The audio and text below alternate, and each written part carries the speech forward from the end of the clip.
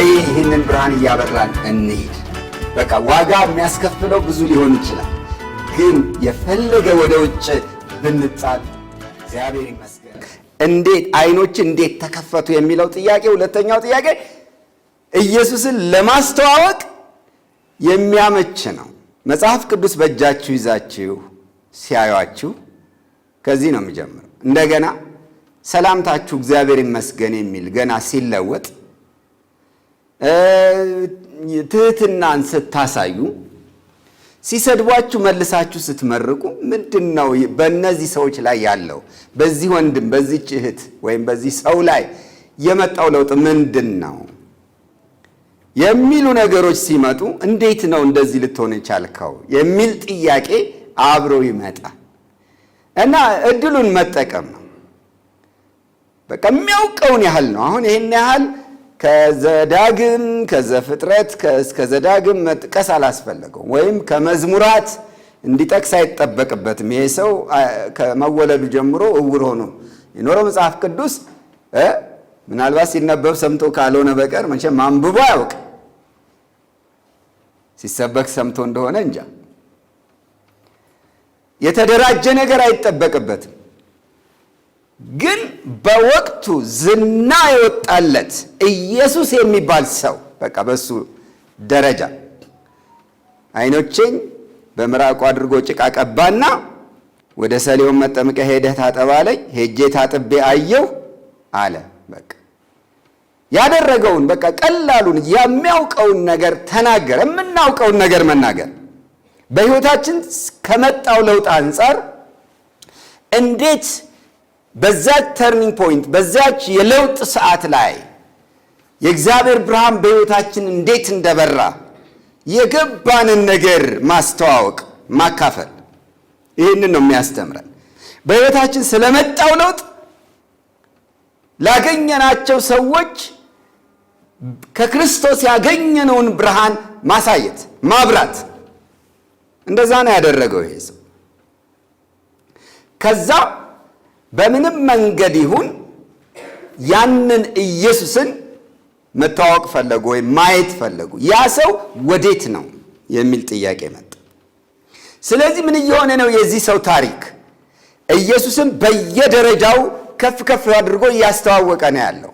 ኢየሱስ አሁን ገኖ የሚወጣበት መንገድ ነው የተፈጠረው።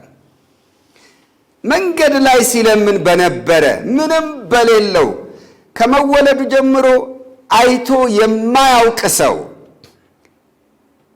በእንደዚህ አይነት ሰው ጌታችን ኢየሱስ ክርስቶስ አሁን በየደረጃው እየተገለጠ እየገነነ ሲወጣ እናየዋለን። ከዚያ የመንገድ ላይ ክርክር ወጥቶ የት ነው የሄደው? የኢየሱስ ጉዳይ ዛሬ በምናየው ክፍል ውስጥ ወደ መሪዎች፣ ወደ ሃይማኖት መሪዎች ሲዛመት እናየዋለን። ከቁጥር 13 ሰውየው በሃይማኖት መሪዎች በፈሪሳውያን ፊት ቀርቦ ሲጠየቅ እንመለከታለን። በፊት እውር የነበረውን ሰው ይላል ቁጥር 13 ወደ ፈሪሳውያን ወሰዱት። ኢየሱስም ጭቃ አድርጎ አይኖቹን የከፈተበት ቀን ሰንበት ነበረ። ስለዚህ ፈሪሳውያን ደግሞ እንዴት እንዳየ እንደገና ጠየቁት። እርሱም ጭቃ በአይኖቼ አኖረ፣ ታጠብሁም አያለሁም አላቸው። ከፈሪሳውያንም አንዳንዶቹ ይህ ሰው ሰንበትን አያከብርምና ከእግዚአብሔር አይደለም አሉ። ሌሎች ግን ኃጢአተኛ ሰው እንደዚህ ያሉ ምልክቶች ሊያደርግ እንዴት ይችላል አሉ። በመካከላቸው መለያየት ሆነ። ከዚህም የተነሳ ዕውሩን አንተ አይኖችህን ስለከፈተ ስለ እርሱ ምን ትላለህ ደግሞ አሉት። እርሱም ነቢይ ነው አለ። አይሁድም የዚያን ያየውን ወላጆች እስኪጠሩ ድረስ ዕውር እንደነበረ እንዳየም ስለ እርሱ አላመኑ። እነርሱንም እናንተ ዕውር ሆኖ ተወለደ የምትሉት ልጃችሁ ይህ ነውን? ታዲያ አሁን እንዴት ያያል ብለው ጠየቋቸው። ወላጆቹም መልሰው ይህ ልጃችን እንደሆነ ዕውርም ሆኖ እንደተወለደ እናውቃለን። ዳሩ ግን አሁን እንዴት እንዳየ አናውቅም፣ ወይም ዓይኖቹን ማን እንደከፈተ እኛ አናውቅም። ጠይቁት፣ እርሱ ሙሉ ሰው ነው። እርሱ ስለ ራሱ ይናገራል አሉ። ወላጆችም አይሁድን ስለፈሩ ይህን አሉ፣ እርሱ ክርስቶስ ነው ብሎ የሚመሰክር ቢኖር ከምኵራብ እንዲያወጡት አይሁድ ከዚህ በፊት ተስማምተው ነበርና፣ ስለዚህ ወላጆቹ ሙሉ ሰው ነው፣ ጠይቁት አሉ ይላል። ከመንገድ ላይ የተነሳው ክርክርና ውዝግብ እርሱ ነው አይደለም፣ እንደዚህ ዓይኑ ተከፈተ፣ በቃ የአንድ ግለሰብ ታሪክ ነው። እዛው እንዲያልቅ አልተፈለገም። ጉዳዩ ትልቅ ጉዳይ ነው። ጉዳዩን ትልቅ የሚያደርገው ምንድን ነው? ዓይኑን የከፈተውን ሰው ማንነት የሚገልጽ ነው። ዓይኑን የከፈተው ሰው የብዙዎችን ዓይን ይከፍታል፣ የብዙዎች ልብን ይከፍታል፣ ለብዙዎች ብርሃን ሊሆን ነው። እንደ ቀላል ያልታየው ለዛ ነው። ስለዚህ ሰዎቹ ወደ ፈሪሳውያን ወሰዱት። ፈሪሳውያን ኦፊሻሊ አሁን በዋናነት በሕጋዊ መንገድ ማለት ነው ነገሩን መስመር አስይዘው ጉዳዩን ጉዳያችን ነው ብለው ጥያቄ አቀረቡ። ነገሩ ሊካድ የማይችል እውነት ነው። በቃ ሰዎቹም ወደዛ ያመጡት መንገድ ላይ ሲለምን የነበረ ዕውር ሆኖ ተወልዶ የነበረ ሰው አይቷልና የሃይማኖት መሪዎች ምን ይላሉ ነው። ይሄ ሌላ ነገር ህዝቡ መካከል ብዙ ውይይት ከመፍጠሩ በፊት የሃይማኖት መሪዎች ሳያውቁ ህዝቡ ጭልጥ ብሎ በዚህ ሰው ምክንያት ወደ ኢየሱስ ከመሄዱ በፊት መረጃው ይድረሳቸው። ሲደርሳቸው እነሱም ጉዳዩን በቀላሉ አላዩትም። እንዴት እንደሚያጨናግፉ ሲያስቡ አንድ ሃይማኖታዊ ጉዳይ ያገኙ። ቀኑ ሰንበት ነው። ኢየሱስ ይሄንን አይነ ስውር ወይም ይሄንን ዕውር ሆኖ የተወለደ ሰው አይኖቹን የከፈተበት ቀን ሰንበት ሆኖ ተገኘ። ልክ ምዕራፍ 5 ላይ እንዳየነው ሰው የ38 ዓመት በሽተኛ ሲፈውሰው የፈወሰበት ቀን ሰንበት ነው። ይኸውላችሁ ከዚህ በፊትም ተናግሬያለሁ።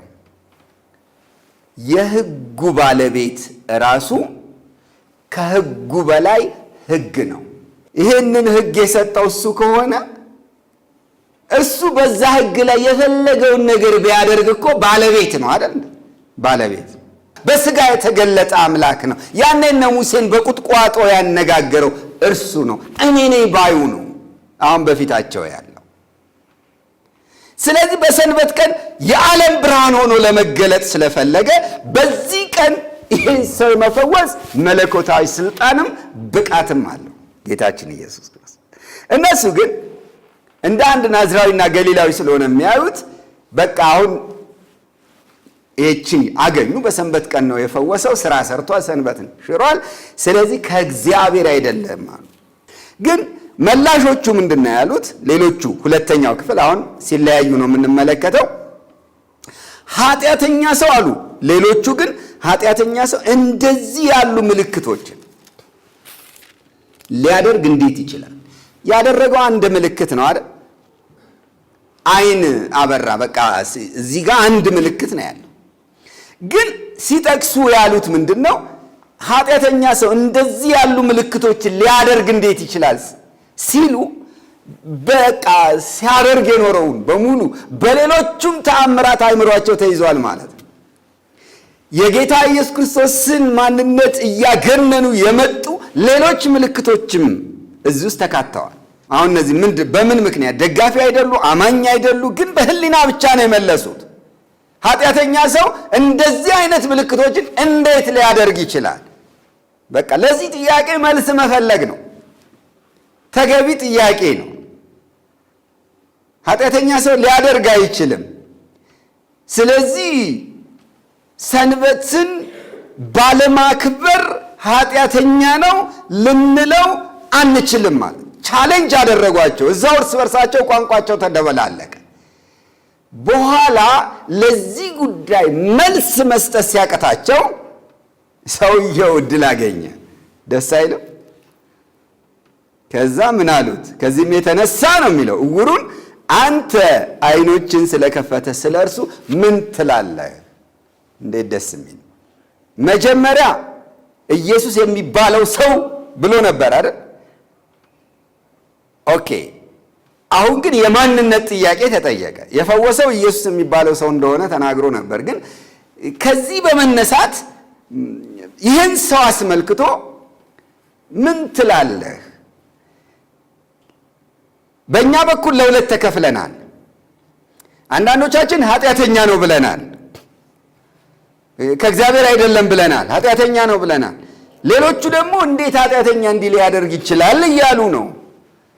አንተ ስለዚህ ሰው ምን ትላለህ? ራስህ እስኪ የተደረገለት ሰው ይናገር። ምን አለ? ነቢይ ነው አለ። ይህ ትልቅ ነገር ነው። ይኸው ከእግዚአብሔር የሆነ ሰው መሆኑን ነው ማመን ያቃታቸው። ዝም ብሎ አንድ እግዚአብሔርን የሚወድና የሚያከብር ሰው ይህንን እንኳ ማመን ነው ያቃታቸው። ይሄ ሰው ግን ነቢይ ነው ሲል ከእግዚአብሔር ዘንድ የተላከ ማለቱ ነው። በምድር ላይ እግዚአብሔርን መወከል የሚችል የእግዚአብሔር የሆነውን ለሰው መናገር የሚችል ሰው ነው ማለቱ ነው። በብዙ እጥፍ ነው ከነሱ ርቆ የመለሰው። እንግዲህ እንደዚህ ነው በሕይወታችን እየሆነ ያለው። ቀደም ሲል በነበረው የሕይወት ታሪካችን ውስጥ ሁላችሁም ወደ እንደዚህ አይነት ሸንጎ ተጠርታችሁ ታውቃላችሁ። በትንሹ አንዳንዴ በቤተሰብ ደረጃ ቤተ ዘመድ ተሰብስቦ ይጠይቃል። አይጠይቅ? አንዲት እህት ስታምን ኧረ ጉድ ተፈጠረ ይባልና በቃ ጠቅላላ ቤተ ዘመድ ይጠራል። አንዳንዴ ይጠየቅ። እንደዚህ አይነት መድረኮች ክርስቶስ የሚገለጥባቸው እድል የሚፈጥሩ ናቸው። በቃ እድል ተፈጠረ። ከነሱ ተሽሎ ስለ ክርስቶስ ነቢይ ነው ብሎ መመስከር ቻለ። ከዛ በኋላ አይሁድ የዚያን ሰው ወላጆች መጥራት ጀመሩ። ለምን? አላመኑም። አይ ይህ ነገር ቆይ እንደውም ዕውር ነበር እንዴ? ዕውር ሆኖ የተወለደስ ባይሆንስ? አሁን ነገሩን መካድ ወደዛ ማጣራት አለብን። ይሄን ደግሞ ሊያደርጉ የሚችሉት ወላጆቹ ናቸው። ይምጡ ተባለ። ወላጆቹ ያውቃሉ እውነቱን ለመናገር። ግን አንድ ውሳኔ ነበር። ክርስቶስ ነው ብሎ የሚመሰክር ማንም ሰው ቢኖር ምን ይደረጋል? ከምኩራብ ይወጣል። ይሄ ቀደም ብለው አይሁድ ተስማምተው ነበር ነው የሚለው ቁጥር 22 ነው። ከምኩራብ አባልነት ያሰርዛል፣ ከምኩራብ ያስወጣል፣ በምኩራብ የሚገኙ መብቶችን ያሳጣል። እነሱ እኮ የሚጠየቁት ጥያቄ ይሄ ሰው ክርስቶስ ነው፣ ኢየሱስን ማለት ነው፣ ክርስቶስ ነው ወይስ አይደለም ተብለው እኮ አይደለም የሚጠየቁት። ጥያቄው ስለ ልጃቸው ነው። ዕውር ሆነ ተወለደ የምትሉት ልጃችሁ ይሄ ነው፣ ታዲያ አሁን እንዴት ያያል? እነሱ ራሳቸው ከነመልሱ እኮ ነው እየተናገሩ ያሉት ጥያቄውን ሲያቀርቡ። ልጃቸው እንደሆነ አምነዋል፣ ግን አሁን እንዴት ያያል የሚለው ነው ጥያቄያቸው። ወላጆቹ ፈርተው እንጂ ያውቁ ነበር። ከምኩራብ እንዳይወጡ ፈርተው ሙሉ ሰው ነው ጠይቁት፣ እርሱ ስለ ራሱ መናገር ይችላል። እግዚአብሔር ይመስገን። አያችሁት? በፊት ዓይን ስላልነበረው ጎዶሎ ሰው ነው። ምናልባት ምግብ ይሰሩለት ይሆናል፣ ምናልባት ይመሩት ይሆናል፣ የሆነ ቦታ ያደርሱት ይሆናል። ብዙ ጉድለት ነበረበት።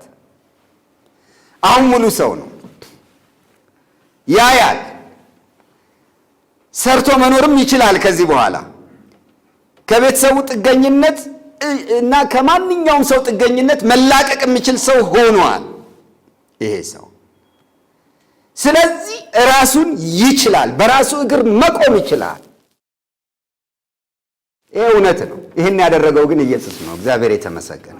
እንኳን እንደዚህ መከራ በሚያመጣ ከምኩራብ እስከ ማስወጣት ሊያደርስ በሚችል ደረጃ የመጣ ነገር ቀርቶ በሌላ ምንም በማያነካካ ነገር እንኳን ሰዎች አብረውን ላይ ቆሙ ይችላሉ። ኢየሱስ ግን አብረውን ነው። አንዳንድ ጊዜ በሰው መመካት አለ። ከጌታ ጋር ከመሆናችን አንጻር በሚደርሱብን የተለያዩ ፈተናዎችና መከራዎች የተለያዩ ሰዎችን መጥቀስ፣ የምናውቃቸውን ሰዎች መጥቀስ፣ ለነዛ ፈተናዎችና መከራዎች መከላከል እንዲያደርጉልን። ሁሉም የዛን ጊዜ ከኢየሱስ ጋር መሆናችንን ሲያውቅ ሁሉም ጥግ ጥጉን ነው የሚይዘው። ስለዚህ ካንተ ጋር የሚቀረው ኢየሱስ ብቻ ነው ወገን፣ ይሄን ማወቅ አለብን። ስለዚህ ከእርሱ ጋር ተገለጥ።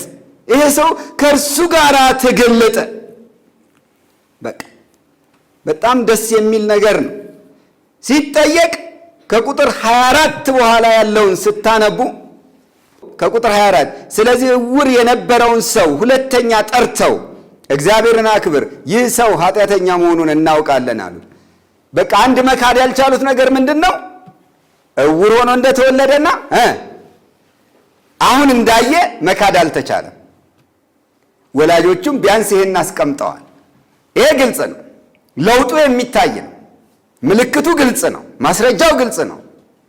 ግን በሰንበት ቀን ተደርጓልና ኃጢአተኛ ነው ይሄ ሰው፣ እሱ ኃጢአተኛ መሆኑን እናውቃለን፣ አንተ ዝም ብለህ እግዚአብሔርን አክብር አሉት። ሰውየው ግን ለምስክርነት ተጨማሪ ዕድል አገኘ። እርሱም መልሶ ኃጢአተኛ መሆኑን አላውቅም፣ ዕውር እንደነበርኩ አሁንም ይህን እንዳይ ይህን አንድ ነገር አውቃለሁ። ደግሞም ምን አደረገልህ?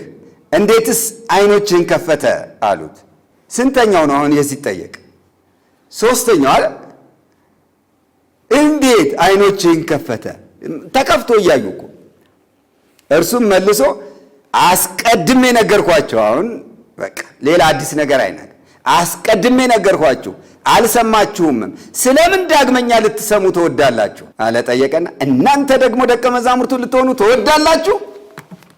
ይሄ በጣም አስተማሪ ነገር። ቀጣይ ነገር ሰው ቀጥሎ የሚጠይቅ ከሆነ መድከም ያለብን፣ ቀጣዩ ምስክርነት መቀጠል ያለብን ያ ሰው የደቀ መዝሙርነት መስመር ላይ ነው ወይ ያለው የሚለውን ነገር እንድናስብ ነው የሚያደርገን። ልትሆኑ ትፈልጋላችሁ አላቸው። ከዚህ በኋላ ተሳድበውም እንግዲህ ሲወጣቸው ስድብ የማን ነው? የስድብ አፍ ተሰጠው። የአውሬው ነው አይደል? የክርስቶስ ተቃዋሚው በቀጥታ ማንነታቸው ሲገለጥ ተሳድበውም ይላል። አንተ የእርሱ ደቀ መዝሙር ነህ፣ እኛ ግን የሙሴ ደቀ መዛሙርት ነን። እግዚአብሔር ሙሴን እንደተናገረው እኛ እናውቃለን፣ ይህ ሰው ግን ከወዴት እንደሆነ አናውቅም አሉና ለያዩአቸው። ሙሴና ኢየሱስን ምን ነው በመለወጥ ተራራ ላይ በነበሩ ሙሴ ምን ይላቸው ነበር? ጌታ ኢየሱስ ምዕራፍ 5 ላይ ምንድን ነው ያላቸው? የሚከሳችሁ አለ፣ እርሱም እናንተ ተስፋ የምታደርጉት ሙሴ ነው አላቸው። በጣም የሚያሳዝኑ ሰዎች ናቸው። እንደዚህ ነው ተስፋ ሲያደርጉ፣ እኛ የሙሴ ደቀ መዛሙርት ነን ብለው እየተመኩ፣ ሙሴ ግን ምን ይላል? ይሄ ዕውር ነው የተወለደው እኮ ነቢይ ነው በሚልበት ጊዜ ምን ማለቱ ነው? እንደኔ ያለ ነቢይ ይነሳል ብሎ ከወንድሞቻቸው ያስነሳላቸዋል ብሎ ሙሴ የተናገረው ነቢይ ነው ማለቱ እኮ ነው። ሙሴና ይሄ ሰው በምስክርነት አንድ ናቸው። ሙሴ ከማን ወገን ነው? ከፈሪሳውያን ወይስ ዕውር ሆኖ ከተወለደው ብለን ብንል ከዚህ ዕውር ሆኖ ከተወለደው ሰው ጋር ነው ሙሴ የሚቆመው። ይህንን ባለማወቅ ብዙ ርቀት ሄዱ። ሰውየው መለሰ። ግን በጣም ደስ የሚል ነው። እንደዚህ አይነት ምልልስ በሚፈጠርበት ጊዜ እናንተ ሆን ብላችሁ የሆነ ነገር ውስጥ አትግቡ እንጂ ሂደቱ የሚያመጣው ንግግር ግን ለምስክርነት ተጨማሪ ድል እየሰጠ ነው የሚመጣው። እና ሰውየው መለሰ እንዲህም አላቸው፣ ከወዴት እንደሆነ አለማወቃችሁ እናንተ አለማወቃችሁ ይህ ድንቅ ነገር ነው። እናንተ የሚጠበቅባችሁ ሰዎች አለማወቃችሁ ድንቅ ነገር ነው። ዳሩ ግን ዓይኖቼን ከፈተ። በቃ ተጨባጭ ነገር አለ እዚህ ጋር። ዓይኖቼን ከፍቷል። ይሄ ብቻውን ከወዴት እንደሆነ የሚገልጽ ነው። ማስረጃው ምንድን ነው? እግዚአብሔርን የሚፈራ ፈቃዱንም የሚያደርግ ቢኖር ያንን እግዚአብሔር ይሰማዋል እንጂ ኃጢአተኞችን እንዳይሰማ እናውቃለን። ዕውር ሆኖ የተወለደው ዓይኖቹን ማንም እንደከፈተ ዓለም ከተፈጠረ ጀምሮ አልተሰማም። ዕውር ሆኖ የተወለደውን ነው የሚለው። እንደዚህ አይነቱን ሰው ዓለም ከተፈጠረ ጀምሮ የሚለው አባባል በጣም ደስ የሚል ነው።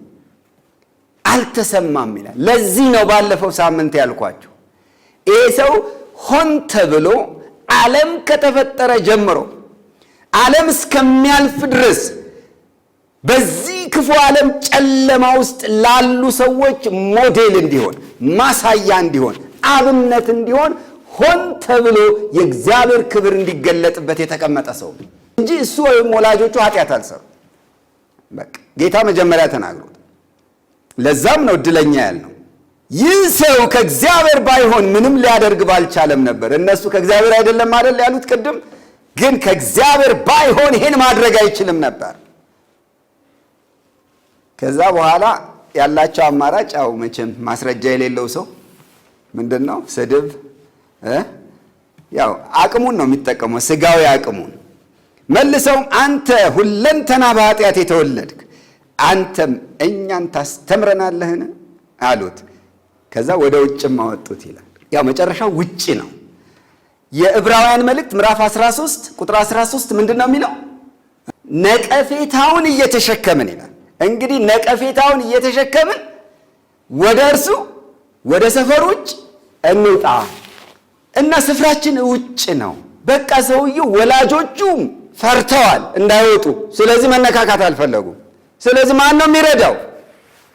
የሃይማኖት መሪዎች ወደ ውጭ አወጡ። ህዝቡ ያ ሁሉ ሲነጋገር የነበረው በሱ ጉዳይ ሲደነቅ የነበረው ሰው አሁን ሁሉም ይሸሸዋል።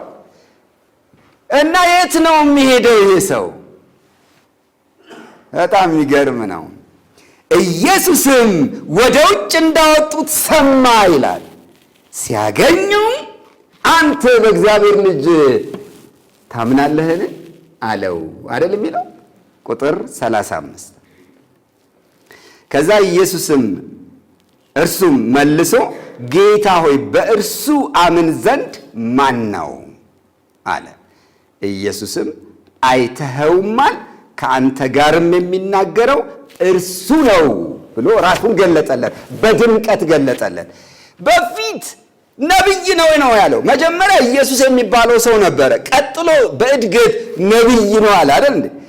አሁን ውጭ ሲሄድ ግን ኢየሱስ ራሱን የበለጠ ገለጠለት። ይኸው ከሰውነቱ ክልል ባሻገር ያለውን ይህ ሰው በቃ በምንም መንገድ ሊረዳው ሊደርስበት የማይችለውን ማንነት በእግዚአብሔር ልጅ ታምናለህን ብሎ ጠየቀው። በጣም ደስ የሚል ነው። ጌታ ሆይ በእርሱ አምን ዘንድ ማን ነው ሲባል አይተኸዋል፣ ከአንተ ጋር የሚናገረው እርሱ ነው። አይተኸዋል የሚለው ደስ አይለው? ሰውዬው እኮ አይቶ አያውቅም የነበረው አይደል እንዴ? ግን አይኑ ሲከፈት የዛለት አይኑ እንደተከፈተ ያየው ማንን ነው? ኢየሱስን ነው። እግዚአብሔር ይመስገን። ከዛ በፊት እኮ ምንም ነገር አይቶ የማያውቅ ሰው አይተኸዋል፣ ከአንተ ጋር የሚነጋገረው እርሱ ነው አለው። እግዚአብሔር ይመስገን። ስለዚህ እንዴት ነው እቅፍ ድግፍ አድርጎ የሚይዝ እጅ ላይ ነው የጣሉት።